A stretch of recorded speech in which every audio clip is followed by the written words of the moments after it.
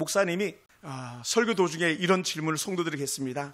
세상에서 가장 차가운 바다는 썰렁해입니다. 바다에 짤 써가지고 썰렁해라 그랬어요. 그럼 세상에서 가장 따뜻한 바다는 무엇일까요? 사랑해. 그래 목사님이 낸 퀴즈에 성도들이 이제 대답을 했죠. 사랑해. 여러분처럼 대답한 것 같습니다. 근데 목사님이 낸 퀴즈를 가지고 남편에게 물었습니다. 여보, 세상에서 가장 차가운 바다는 썰렁해래요. 그러면 가장 뜨거운 바다는 뭘까요? 아내가 남편에게 질문을 던지면서 기대하는 것들이 있는 거예요. 그래 남편이 고민하는 거죠. 이 마누라가 왜 이런 퀴즈를 냈을까? 또 퀴즈의 답은 도대체 뭘까? 그 퀴즈는 분명히 넌센스니까 뭐라고 답을 했을까요?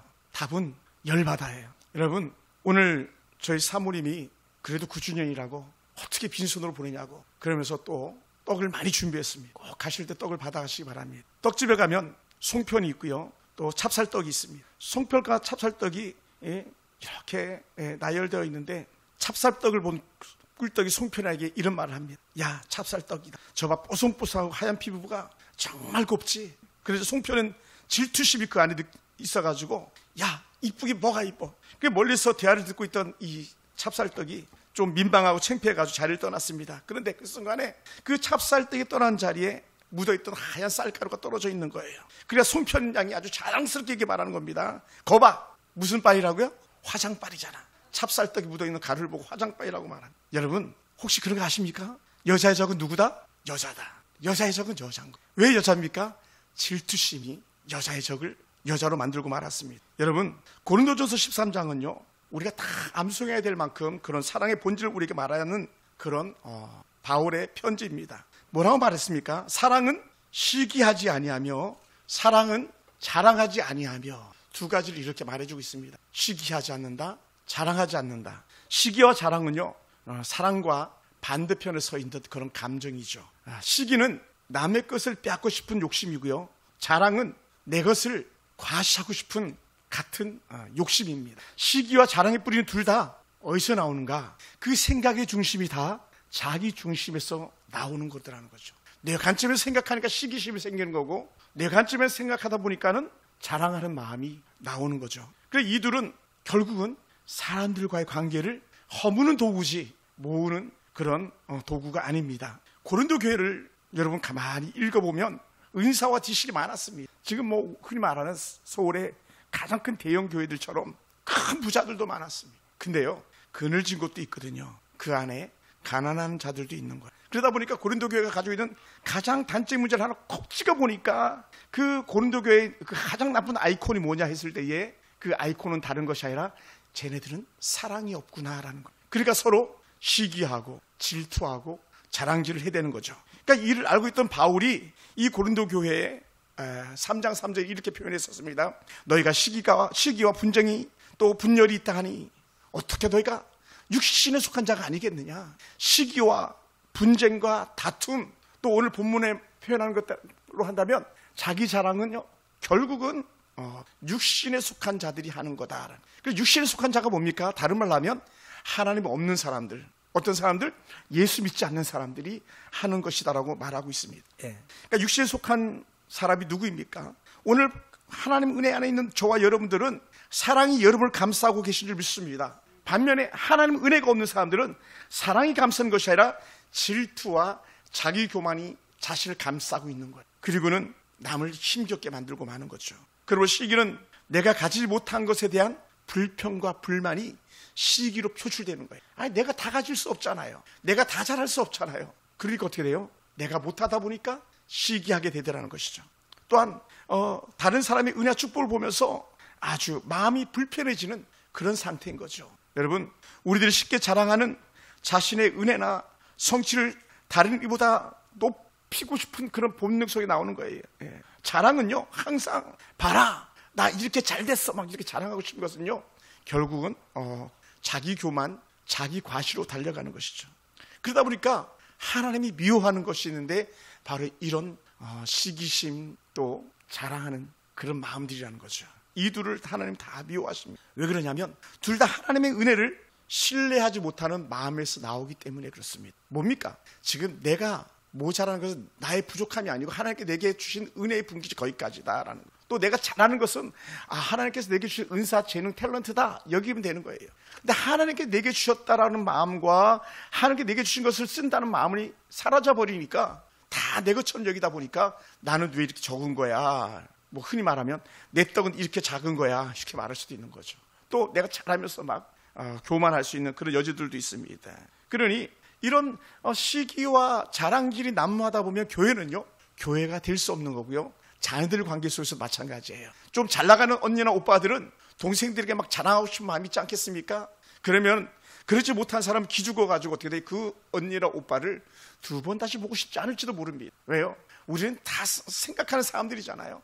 다 생각이 있잖아요. 싫은 말을 들으면 우리는 움츠러들고 싫어할 수밖에 없잖아요. 그러다 보니까 관계를 깨뜨릴 수밖에 없는 거죠. 지난 주 중에 두런두런 얘기를 나누다가 어느 성도, 어느 한 교회 얘기를 두런두런 얘기를 나누는 케이스 속에서 어느 목사님이 그러시더라고요. 목사님, 우리 교회에요, 월 1억을 11조 하는 성도가 있었어요. 여러분, 그렇죠. 월 1억을 11조를 하는, 우리 교회 1년 예산보다 더 많은 헌금을 11조로 하니 얼마나 대단하겠습니까? 그러니까 11조를 1억 한다면 최소한 1억 3천 정도는 월 헌금하시는 그런 분이세요. 그게 대단하죠. 근데 그것보다 더 대단한 게 있는데, 이분은 매주마다 원주에서 저 시골 꼴짝이 포천, 송우리까지 매주마다 결석을 하지 않고 그 자리를 찾아오더라는 거예요. 말이 그렇지 쉽지 않은 거예요. 우리 사랑의 천수 집사님이 구로구 개봉동에서 이거 오는 거 쉽지 않아요, 그죠? 고맙습니다. 김영환 성도님, 가리봉동에서 오기 쉽지 않죠? 애기 엄마, 미래 애기 엄마, 쉽지 않죠? 근데 원주에서 오는 거예요. 무려 2시간 반 정도를, 빠르면 2시간 정도를 달려가지고, 지금 도로가 많이 좋아졌지만, 그러니 뭐 성도들이 대단하다 여기면 얼마나 좋았겠습니까? 대부분이 대단하고 여기는데 몇몇 사람들이, 그것도 지도자들이죠. 평범한 사람들은 그런데 뭐 연연하지 않습니다. 지도자들이 시기, 질투심이 생겨나는, 그러니까 그 사람이 하는 모든 것들이 못마땅한, 만족스럽지 못해. 그럼 어떻게 돼? 그 다음부터 당연히 찾아오는 게 있잖아요. 갈금, 왕따. 그래 결국은 견디다 못해 원주에 있는 인근 교회로 갔다고 하는 그런 이야기를 듣게 되었습니다. 여러분, 다 잘할 수가 있는 게 아니에요. 다 재물의 은사를 가지고 있거나 우리 착한 우리 여봉이처럼 다 찬양 잘하는 은사를 가지고 있는 게 아니에요. 다 막 신디를 치거나 뭐 드럼을 치거나, 우리 이쁜 하은이 드럼도 잘 치는데 다 잘하는 게 아니에요. 우리 김효수 권사님 주방 음식 잘하시는데 다 잘할 수 있는 게 아니에요. 근데 우리 속에 뭐가 나타납니까? 왜 쟤만 잘하는 거지? 또 때로는 잘하는 사람을 시켜야 되잖아요. 어차피 일이니까. 근데 왜 저 사람만 시키지? 이런 시기심이 작동하기 시작하는 거죠. 그러면요, 공동체는 깨질 수밖에 없어요. 여러분, 우리를 기억해야 됩니다. 상대방이 복을 받으면 박수 쳐줄 줄 알아야 돼요. 또 상대방이 열심히 하면 인정받을 때에 맞아, 마땅히 인정받을 만해라고 말해줄 수 있어야 되는 거예요. 자녀가 학교에서 좋은 성적 받아가지고 성적표를 가지고 오면 잘 못하는 동생들은 또 혹은 언니들은 야, 너 잘했다 칭찬해 줄 수 있어야 돼. 그러니까 자기만 엄마는 나만 이렇게 놓고 동생은 저렇게 잘하는데 막 이렇게 속에 분노가 쌓이다 보면요, 결국은요 망하게 돼 있어요. 여러분, 사람들은 잘 몰라줄 수도 있습니다. 사람들은 잘 인정해 주지 않을 수도 있습니다. 그럴 때도 우리는요 묵묵히 감사함으로 한 걸음 한 걸음 내딛는 그런 은혜가 있기 바랍니다. 뭐라고요? 내가 좀 모자라도, 내가 좀 못해도, 할렐루야. 그러니까 제가 가끔 이런 생각을 들 때가 있어요. 나는 그래도 우리 성도님들 그냥 100명이면 100명 다 맛있는 반찬 좀 싸주고 보내고 싶은데 여건이 그렇지가 않잖아요. 그러다 보니까 누구는 주고 싶고 누구는 주고 싶지 않고 이게 절대로 없는데, 행여나 사단은 틈새를 비집고 들어가야 만드는 경우도 없잖아 있을 수 있어요. 물론 우리 교회가 그렇다는 건 아닙니다. 우리 하나님은 다 좋은 것 주셨고 다 좋은 것 주실 줄 믿습니다. 저도 똑같은 마음이에요. 저는 그 마음 가지고 9년을 한결같이 달려왔고요. 예전에 사역했던 교회도 마찬가지. 그렇게 사역하다가 저는 이 자리까지 올 수 있었습니다. 사랑하는 성도 여러분, 여러분이 다 은혜 가운데 머무는 이들 되기 원합니다. 여러분, 남들이 자랑하면 아유 저 자랑질 또 하네 할 것이 아니라 박수 쳐줄 수 있는 그런 은혜가 있기 원합니다. 아멘. 한번 옆 사람 인사해요. 좋은 일 있으면 말해, 내가 박수 쳐줄게. 아멘. 또 우리 좋은 사람 만나야 될 사람도 많으니까 우리는 홀로 사시는 분들이 많아가지고 이렇게 얘기합시다. 좋은 사람 만나면 말해, 내가 응원해 줄게. 시작. 나경영 집사님, 할렐루야. 그런 은혜가 있기 원합니다. 혼자 사시는 분, 우리 어느 할아버지도 와가지고 지금 못 오시지만 그런 거예요. 목사님, 좀 괜찮은 할머니 좀 소개해달라고. 76세, 77세 된 할아버지가 할머니 소개해달라고. 그런 분들 여러 왔다 갔지 않습니까? 지금 이제 아파서 그 할아버지 못 나오시지만. 근데요, 정말요, 그런 사모함을 가지고 있다 보니까, 그래도 우리 교회 한 3번 정도 나온, 그분도 뭐 어찌 보면 할아버지라고 할 수 있는데, 아주 젊은 세대기 붙었더라고요. 갓 남편하고 이혼한 사람이 당신하고 같이 살겠습니다. 근데 둘 다 장애인인데, 보니까 말해서 알았죠. 둘 다 장애인이더라고요. 그래서 제가 놀라워요. 따라서 사모하면 좋은 것 주시는구나. 아멘. 제가 깜짝 놀랐어요. 사랑하는 성도 여러분, 제 주변에 가혹 만나는 한 목사님이 계신데, 그 목사님이 헌금 기도를 다 하면서 이렇게 기도를 하셨답니다. 하나님, 이제는 우리 교회도 11조 100만 원 하는 사람도 나오고 200만 원 하는 사람도 나오고 300만 원 하는 사람도 나오게 해달라고. 그래서 성도들 축복한 거예요. 제가 늘 그냥 그 미래 법무사하고 델로 조사 집사님 기업 잘 되라고 기도하는 것처럼 특정한 수치를 놓고 막 이렇게 기도했다는 거예요. 왜냐하면 그 교회는 50만 원 이상 11조 하는 사람이 거의 없었나 봅니다. 우리 교회도 뭐 우리 사모님 빼고는 없잖아 현재. 그러니까 어렵죠. 얼마나 어렵겠습니까? 그러니까 목사님이 이 독산동 사역하면서 하나님 우리 교회도 제발 11조 100만 원 하는 사람, 200만 원 하는 사람, 300만 원 하는 사람 나오게 해달라고. 근데요, 2주인가 3주 지나니까 정말로 11조가 100만 원이 올라오더래요. 깜짝 놀란 거예요, 목사님이.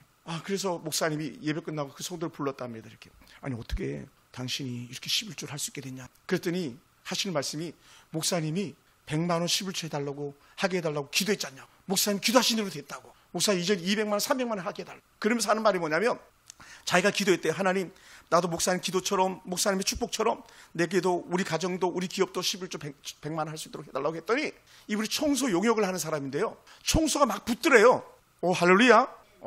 여러분 믿으시기 바랍니다. 제가 어제도 조성아 집사님 만나고 왔지만, 델로의 조성아 집사님이요, 기업 델로 3호점이 너무 잘 된다는 거예요. 2호점 너무너무 잘 되고요. 그러니까 순종하면서 목회자의 말에 아멘하고 받아들이니까요, 델로가 잘 될 수밖에 없죠. 그래서 제가 질투가 나면 안 되는데 그런 마음이 간혹 들 때도 있어요. 야, 기도는 내가 하고 복은 광명 순복음교회 담임 목사님이 받으시네. 그래서 그분이 광명 순복음교회 다니시거든요. 그러니까 우리가 받아들이는 데 따라 다르더라는 거. 그러니까 축복하는 대로 되고, 자녀들을 격려하는 대로 되고, 성도를 축복하는 대로 되고, 이게 하나님의 영적 은혜 툴 안에서 이루어지는 일들이거든요. 할렐루야. 그런 은혜가 저와 여러분 가운데 있길 원합니다. 근데 반대로 똑같은 교회 목사님 하시는 말씀이에요. 근데 목사님, 다 그런 사람이 있으면 얼마나 좋겠냐고. 근데 어떤 성도들은요, 날 찾아와가지고 그렇게 막 뭐라 그래요. 아니, 어떻게 목사님이 돈을 놓고 기도할 수가 있냐. 어떻게 11조 100만 원, 11조 200만 원, 11조 300만 원을 놓고 기도할 수가 있냐고 막 따지더래요. 그래서 저도 속으로, 아유 바보. 그 성도 바보죠. 감사함으로 받고 아멘으로 받아야 된다는 거예요. 2003년도에 제가 교구를 담당했던 김연옥이라는 권사님이 계셨어요. 그 당시 집사님이셨는데, 이 집사님이 신방 중에 말씀을 선포하는데 아멘으로 받더라는 거예요. 그러더니 남편이 기업을 하는데 막 하늘 높은 줄 모르고 기업이 자라가기 시작하는 거예요. 할렐루야. 또 한 분은 남편이 워낙 낚시를 잘하는 그런 사람인데, 이분이 교회가 건축하니까 당신 이제는 6,800평 땅 와서 매일 7바퀴씩 돌면서 기도하십시오. 막 그랬어요. 근데 마침 낚시를 가야 되는데, 그래도 목사님 말씀에 순종해야지, 내가 목사님이 기도하라는데 순종해야지 하면서 안 갔어요, 낚시를. 근데요, 그날 예약했던 낚싯배가 침몰해 버렸잖아요. 다 죽었어요. 놀라운 건요, 낚싯배 안 탔잖아요. 순종하면서 교회 돌아왔잖아요. 애가 한 명 더 생겼어요. 늦둥이가. 오빠가 20살. 할렐루야. 강집사님이라고. 지금 전라도 광주에 사세요. 이사 가셔가지고. 그러니까 하나님의 은혜 안에 말씀으로 받는 사람은 복이 되거니와, 반대로 불순종과 하나님의 말씀을 거역하면요, 자식놈들도 잘 될 수가 없고 기업도 잘 될 수가 없고, 흔히 우리나라 말로 하면 이렇게 말하는 거예요. 산통이 다 깨져버리고 마는 거예요. 폭발하는 거죠. 여러분 가운데 정말 하나님 은혜 안에서 여러분이 하나님 앞에서 말씀대로 내가 살겠습니다. 아멘. 말씀대로 사랑하겠습니다. 아멘. 말씀대로 겸손하겠습니다. 아멘 한다면요, 우리는 그 은혜를 누릴 수 있는데, 그러지 못하면 우리는요, 우리 삶의 형태가 바뀔 수가 없는 것이죠. 그러므로 여러분, 우리는 어떤 것을 비교하기보다는 다 감사함으로 받아들일 수 있는 은혜가 있길 주님으로 축원합니다. 할렐루야. 다 감사함으로 받는 거예요. 그래서 제가 여러분께 말씀드렸던 것 같습니다. 저는요, 제 동기들과 비교하지 않겠습니다. 그랬잖아요. 제 동기들이랑 제가 비교하면 저는 죽어요. 어떻게 뱁새가 황새를 따라가겠어요? 저는 뱁새거든요. 저는 그릇이 이만한데 어떻게 이만큼 큰 그릇 동기를 갖다 따라가겠습니까? 그러다 보니까 나는 하나님께 내게 주신 분깃대로 내게 주신 은혜대로 그냥 오늘 하루하루 살아가는 거예요. 아멘. 그러니까 큰 그릇이라고 자랑할 것 없고 작은 그릇이라고 낙심할 거 없어요. 아멘. 우리는 부자여도 좋겠지만 지금 현 상태로 의식주 문제를 해결받는 것만 해도 감사하는 은혜가 있기를 원합니다. 할렐루야. 그래서 오늘 우리가 살아가야 될 일들이더라고요. 그러면 사랑하는 성도 여러분, 우리가 비교 대신 감사로 모든 것을 받아들일 수 있게 원합니다. 그래서 예수님께서도 우리에게 늘 감사라고 말씀하셨잖아요. 사도 바울도 마찬가지였었어요. 사도 바울 로마 교회에 대해 이렇게 표현했었습니다. 야, 너희가 이제 그리스도인이 됐잖아. 그러면 기뻐하는 자들과 함께 기뻐해야 돼. 다른 말로 하면 자랑하는 거 박수 쳐줘, 이렇게 하는 거예요. 아멘. 그게 기뻐하는 거죠. 우리 여봉 축하에 막 박수 쳐줘. 취직됐잖아. 막 사형이 형이도 막 박수 줘야 돼. 머지않아 시집 갈 거잖아. 우리 아들들, 딸들 안 죽고 살아있잖아요. 박수 쳐줘야 돼. 이 땅의 청년들이요, 제일 자살률이 높은 게 20대인 거 아시죠? 최근에 살 소망이 없는 거 애들이. 박수 쳐줘야 돼. 그러면서 또 뭐라 그랬냐면 우는 자들과 함께 울라. 그 센터에다 이러면 안 돼요. 울고 있는 사람한테 센터에다 네가 한 걸 생각해봐봐. 그러니까 너가 지금 이 모양 이 꼴이야 막 이렇게 얘기하잖아요. 그러면요 2번 다시 그 사람 얼굴 안 봅니다. 안 보죠. 보겠어요. 지금 위로해줘도 좀 일어설까 말까인데 그런 사람은 데려다가 밥 사주는 거예요. 같이 놀아주는 거예요. 얘기 들어주는 거예요. 아멘. 저도 지난주 목요일날 오랜만에 새로운 교회 이제 건물 사가지고 들어갔다 해서 모임을 거기 세가지고 갔더니 어느 한 교회 목사님 계속 자신의 힘든 얘기를 하시더라고요. 막 세상에 재판이 몇 건이 걸려있고 총회 재판이 올라가 있고 막 이런 얘기를 하시더라고요. 우리는요 2시간 반 거의 3시간 그 얘기를 들어주는 거예요. 계속 들어주는 거예요. 계속. 그리고 어떻게 돼요? 기도해 주는 거예요. 제가 그랬어요. 목사님, 우리 이 목사를 위해서 같이 기도해 드립시다. 목사님이 회복돼야 되잖아요. 잘 돼야 되잖아요. 간절히 그분을 위해서 우리가 함께 합심해서 기도해 주고 왔어요. 사랑하는 성도 여러분, 그럼 오늘 우리는요 누군가가 기뻐할 때 같이 기뻐할 수 있고 누군가가 슬퍼할 때 슬퍼할 수 있다면 그 사람이 진짜 예수쟁인 거예요. 아멘. 아멘. 진짜예요. 그게 진짜예요. 자기가 큰 교회 한다고 돈이 많은 부자라고 함부로 행세하고 남을 무시하고 개척교회 무시하고 개척교회 목사님 무시하고 하면요 그걸 가짜 목사일지도 몰라요. 저는 그렇게 생각해요. 그리고 또 하나 마찬가지예요. 내가 작은 교회에 성도가 몇 명 안 된다고 30명, 50명, 100명도 안 된다고 하면서 낙심하면서 절망 가운데 있다면 그것도 가짜일지도 몰라요. 그렇지 않겠어요? 하나님 주신 분깃대로 가는 건데 아니 성도들한테 설교는 범사에 감사를 하면서 왜 목사님은 그렇게 절망하고 단식하면서 하나님이 없는 것처럼 그렇게 삽니까? 마틴 루터처럼 막. 루터 부인이 그랬잖아요. 여보, 내가 왜 이 상복을 입고 있는지 알아?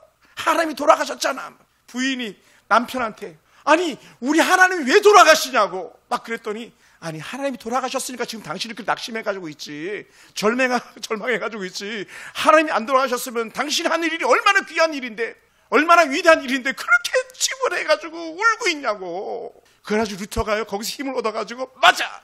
그래가지고 용기를 얻어가지고 종교개혁을 이룬 거잖아요. 아멘. 한번 옆에 인사합시다. 하나님이 살아계십니다. 한 번 더 인사합시다. 하나님이 왜 죽어? 아멘. 하나님이 왜 죽어? 하나님은 죽는 분이 아니잖아요.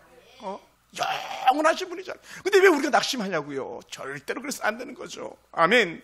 그러다 보니까 우리는요 모든 것을 하나님께 받은 줄로 여기는 거예요. 그래서 고린도전서 4장 7절 이렇게 표현했었습니다. 무엇을 받지 아니하였느냐? 받은 것인데 어찌 자랑하느냐? 다 받았으면서 왜 자랑하느냐? 부자요 다 받았으면서 왜 자랑하느냐? 가난한 자요 하나님께 주신 게 거기까지인데 왜 낙심하느냐? 아마 이렇게 말하고 싶었던 것 같습니다. 그러면 사랑하는 성도 여러분, 모든 것이 하나님 은혜로부터 온 줄 믿습니다. 나의 능력과 수고도 결국 하나님 허락 아래서 이루어진 것이죠. 그 외에는 아무것도 아닙니다. 우리 속에서 자랑이 사라지고 감사와 겸손이 그 자리를 차지할 수 있게 되길 주님을 축원합니다. 아멘. 여러분, 우리나라가 왜 이렇게 꼬인 나라가 된지 아세요? 제가 설교를 준비하면서 우리나라 한국 히스토리를 다시 한번 이렇게 생각해 봤어요. 그랬더니 결국은요 시기와 질투가 다 높은 줄 모르고 부강해 가던 이 나라가 페이크가 잡히고 만 거예요. 시기 질투. 언제 그랬냐?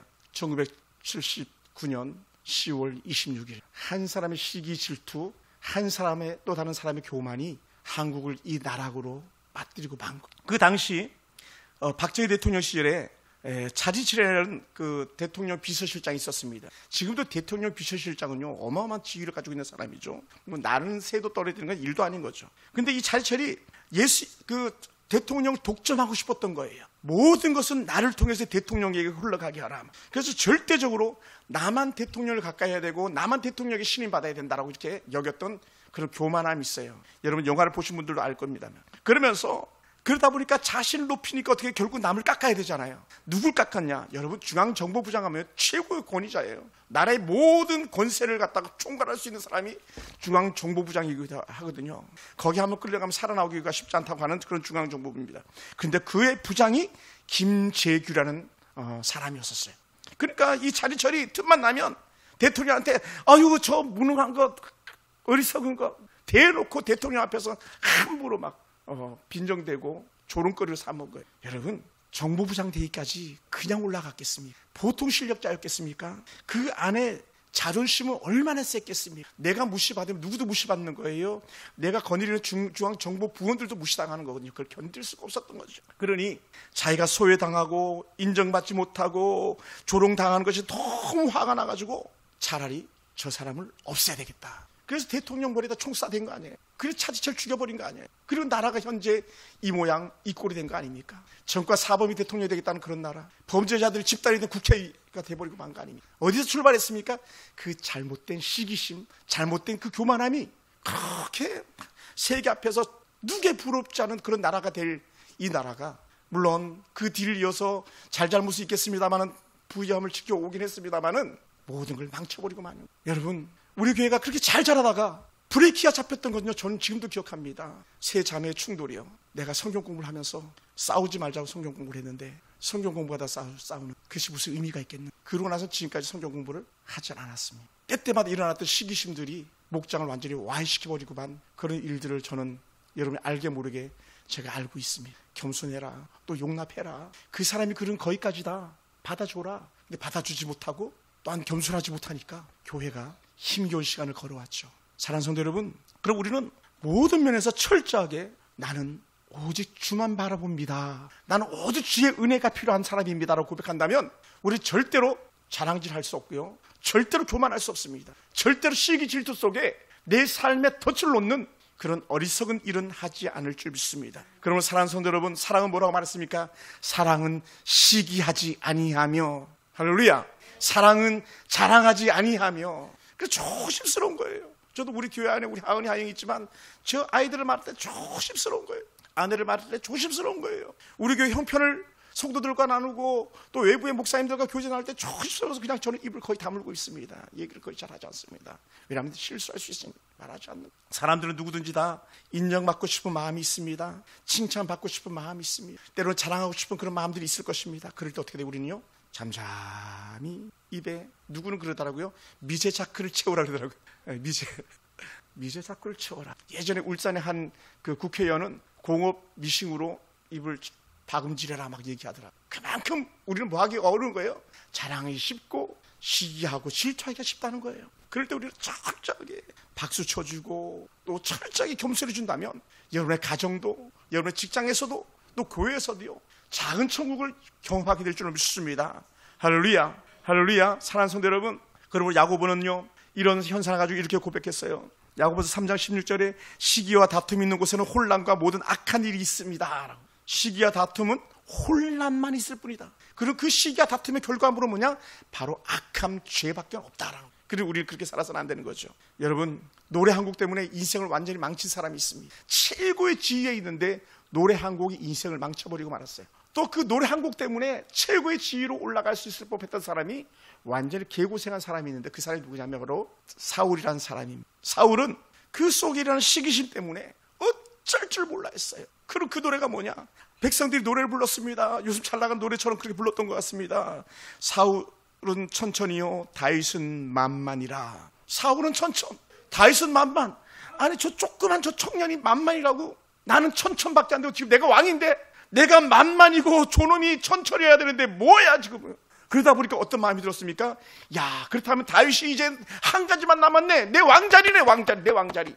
이런 마음이 들어오니까 어떻게 돼요? 저놈을 죽여라. 그 다윗 쪽 차단이다가 나라를 다 망친 거 아닙니까? 다윗 한 놈 죽이려다가 결국 블레셋 때문에 그 적의 침입에 견디지 못하고 자살해서 인생을 망친 사람이 바로 사울왕이 아닙니까? 아니 사울왕 한 사람의 시기심 때문에 그 애매한 다윗이 그 골리앗을 때려 죽였던 그 다윗이 차라리 골리앗 죽이지 말 걸 막 했을지도 몰라요. 그래서 온 산천을 도망 다녀야만 했지 않습니까? 물론 그 인생을 갖다 역전을 바꾸신 하나님이시죠. 여러분, 시기심이 그만큼 무서운 거예요. 여러분, 시기하겠습니까? 그래도 질투하겠습니까? 그래도 자랑질하겠습니까? 우리는 그럴 수 없느니라. 할렐루야, 할렐루야. 여러분, 그러므로 시기심은요, 자신의 인생만 망친 것이 아니라 자신의 가정, 자신의 속한 공동체를 다. 그러므로 우리는 이 시기심을, 이 자랑질을 다 내려놓을 수 있길 주님 축원합니다. 그러다 보니까 결국 어떻게 살아야 되겠는가? 사랑한다는 것은요, 결국은 조금씩 나를 감추는 거다. 반면에 다른 사람을 조금씩 더 드러내주는 거다. 그걸 예수님께서 이렇게 말씀하셨잖아요. 야, 잔치집에 가면 높은 자리에 앉지 마. 뒷자리 숨어 있어. 그런데 예수님께서 너가 정말 높은 사람이라면 그 주인이 앞자리에 앉히지 않겠냐? 너가 그릇도 안 되면서 앞자리에 앉아있다 뒤로 쫓겨나면 어떡해? 뭐라고요? 겸손해라. 겸손. 철저하게 자신을 부인해라. 그러시기 위해서 예수님께서 친히 십자가 달려 돌아가시면서까지 내가 사랑한다는 거 알지? 이걸 보여준 거예요. 십자가의 사랑은 철저하게 자기 겸손이었고요, 철저히 자신을 내려놓는 그런 가장 귀한 사역이었습니다. 오늘 저와 여러분의 삶 가운데 이런 은혜가 있길 주님을 축원합니다. 그래서 나는 사라지고 오직 주님을 높이고 주변의 형제 자매들을 높일 수 있는 그런 교회가 되길 주님의 이름으로 축원합니다. 사랑하는 성도 여러분, 오늘 우리 속에 그런 은혜가 있기를 원합니다. 한번 옆사람 인사하고 말씀을 마무리하겠습니다. 우리 사랑합시다. 한 번 더 합시다. 내가 먼저 사랑하겠습니다. 아멘. 뭐 이런 것도 괜찮아요. 할 수만 있으면 야, 내 거 필요하면 다 가져. 이렇게 내 거 필요하면 다 가져. 우리 예한이가 왔는데 아마 이따가 예한이가 저한테 또 1,000원을 줄 거예요. 목사님 용돈이라고. 알고 봤더니 용돈이 아니고 헌금이었어요. 줄 수 있는 게 귀한 거. 기도하겠습니다.